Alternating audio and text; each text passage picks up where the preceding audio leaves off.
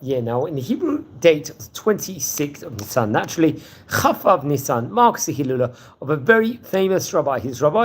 His name was Rav Ephraim Navon Z'tl, one of the great rabbis of his time. In fact, he was actually born in the year 1677, Hey Taf Lamed Zayin, as they say in Hebrew.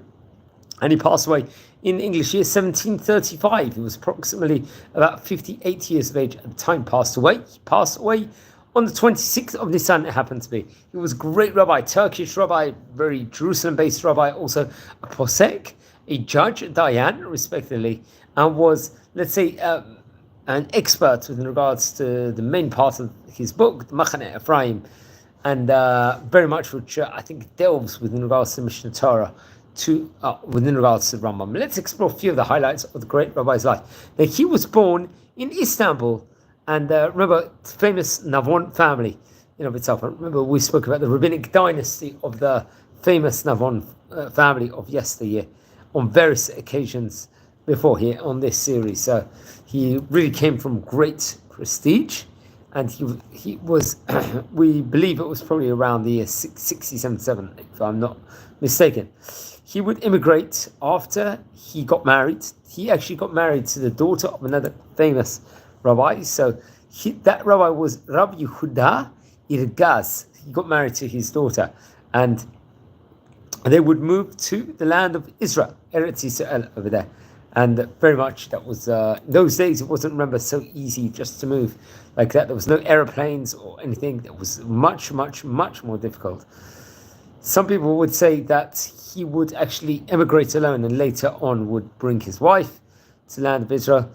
And some people hold that maybe he got married after he immigrated to the land. But be it as it may, we're not too sure with the exact dates over here and sources, but he made that move seemingly over. And he would actually end up in Jerusalem, one of the four holy cities of Israel. And actually the other cities being Tzfat, Tiberias, and Hebron. And he was received with great respect and admiration, especially various other rabbis would actually testify on this, including Rabbi Chaim Shmuel Dadnon, who happened to be a very great rabbi of that specific era in of itself, talking about how Rabbi Danon will actually quote, I'll say it in Hebrew because I think it will come out a lot better, within regards to the greatness of the rabbi.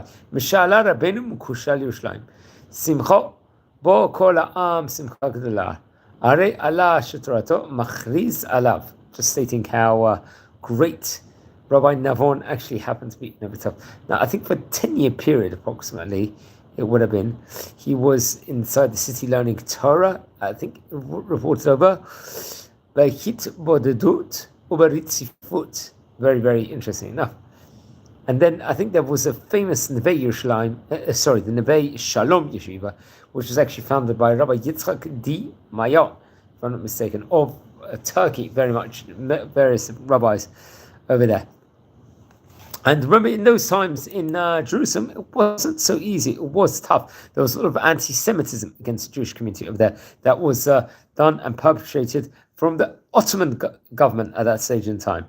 And there was taxes reported over, fines, and various other, let's say, impositions on the Jewish community over there.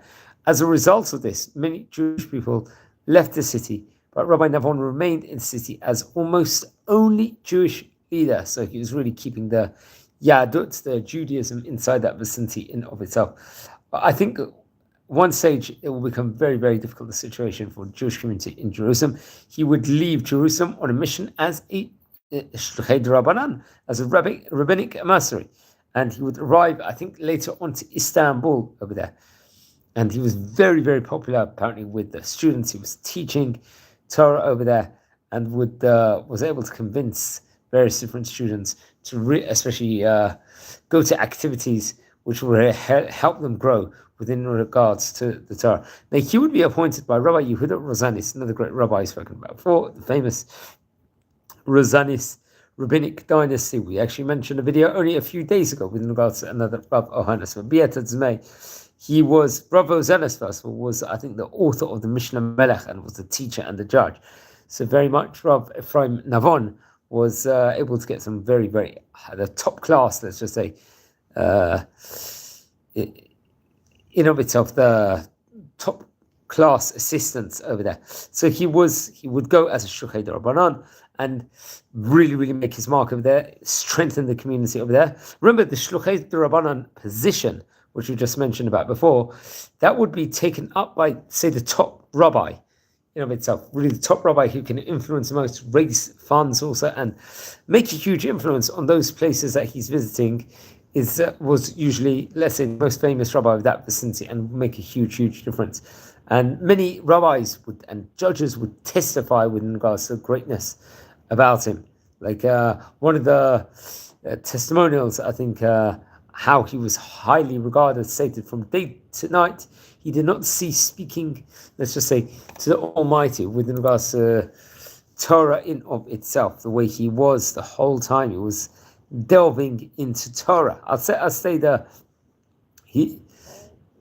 could say the whole phrase in himself. Miyom ad laila lo pasik bumya migirsa libo kaleb ariye laasuki shmatata liba dilchata denehirin le shebila duhulia talmuda. So this is some few words inside Aramaic over here, the Gemara language in itself, just stating the greatness within regards to the rabbi. When he was 58 years of age, sadly, Rabbi Navon passed away, and he was buried initially in Istanbul.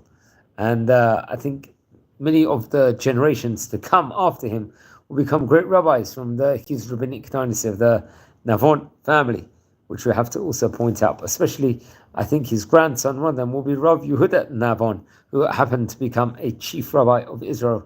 And his son was Rabbi Yehuda Navon also, who was author of the book called Kriyat Melech Rab.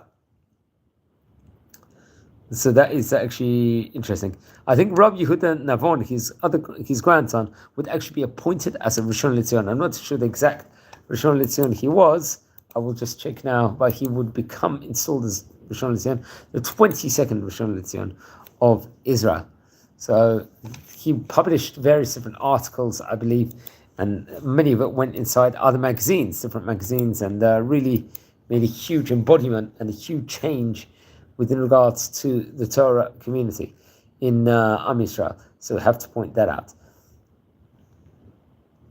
And much more can be said within regards to Rabbi Ephraim. Within regards to, let's explore some of the works he did within regards to his books, especially the Ephraim camp. That was probably one of the famous ones. I think this actual publication was published after he passed away.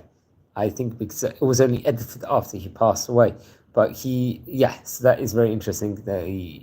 I believe it would be done through his son, Rabbi Yehuda Navon, published the work. He would edit the book, if I'm not mistaken. And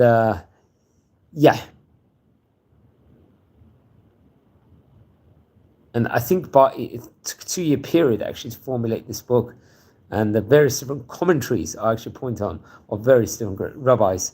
And especially there was a book called the Maxane was recorded according to the Mishnah Torah of the Rambam. It was done in that sort of specific framework. The Hida, Rabbi Chaim Yosef David Azleh spoke about him on very high terms, talked about the wisdom he had, the knowledge, and all the greatness and the sharpness he had in Torah. I think the Khatam Sofer will actually write about his work in of itself, and he actually calls it one of the famous books in Jewish history. So it just shows greatness and how he was esteemed across the Jewry at that stage in time. I think in many of these books he deals with the halachic legal definition of various different concepts, especially when it comes to monetary laws in of itself, respectively. But it's his Hilula that gets like candles in his memory. It's going to be on the 26th of Nisan. Friends, we're a community here. We're learning about the great Oriental rabbis. Yesterday, we've spoken just right now about Rabbi Ephraim Navon. If you happen to be descended or related to any of these great rabbis, let me know. If you haven't subscribed yet to the channel, please subscribe to the channel. We're a community here, and we're looking all to grow as fast as possible and as sharp as possible together. And thanks very much to everyone.